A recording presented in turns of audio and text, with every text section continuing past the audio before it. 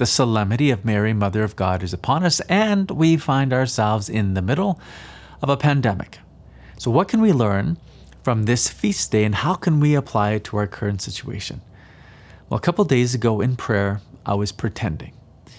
I was pretending that this pandemic wasn't just going to last 1 or 2 more months, but it was going to last the entirety of our lives. With this question in my mind, I began to ask, well, how would this affect our prayer? How would this affect our relationship with God?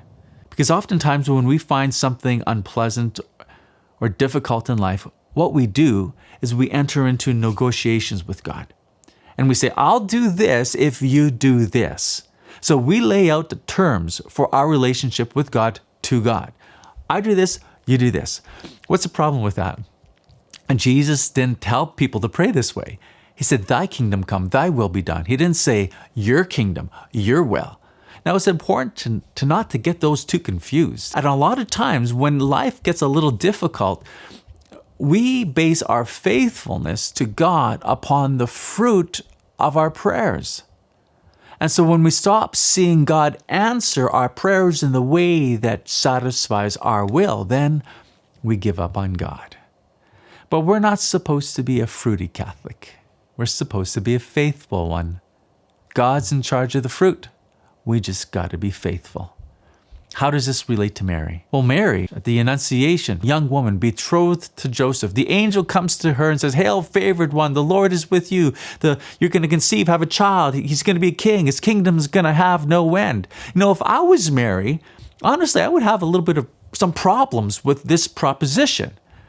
I would have entered into negotiations with the angel. I'm okay with being favored one. I'm okay with being hailed as full of grace, but I'm not okay with getting pregnant. Why? Well, because I'm betrothed to Joseph. It's going to look like I slept around. So I'm going to start making a deal with God. I might go to the angel and say, okay, I'm good with the first part, but this pregnancy thing, your timing is off. Because I got these plans, and this doesn't fit into my plan. So angel, can you come back, let's say 3 months down the road, 4 months down the road? Then me and Joseph are going to be married, and it'll seem more reasonable that I'm pregnant. You see, getting pregnant before she's married is a possible death sentence for Mary, according to the scriptures. So this is really, in my mind, if I was Mary, this is bad news. But what does Mary do? She doesn't say your timing is bad, come back another day, I have a better idea. No. She responds by saying, I am the handmaid of the Lord. Let it be done to me according to thy word. She submits herself to the will of God. And so, my friends, do you find yourself right now in life where it's difficult? Maybe it's pandemic related. Maybe it's not. But you know what? In life, it's going to be difficult sometimes. What did Jesus say? In this world, you're going to have trouble, but take heart. I've conquered the world. Whatever the case, what should we do? On this feast day, seek Our Lady's intercession so that she would obtain for us the supernatural gift of faith, so that we could just be faithful to God. See, Mary's whole life was all about faithfulness.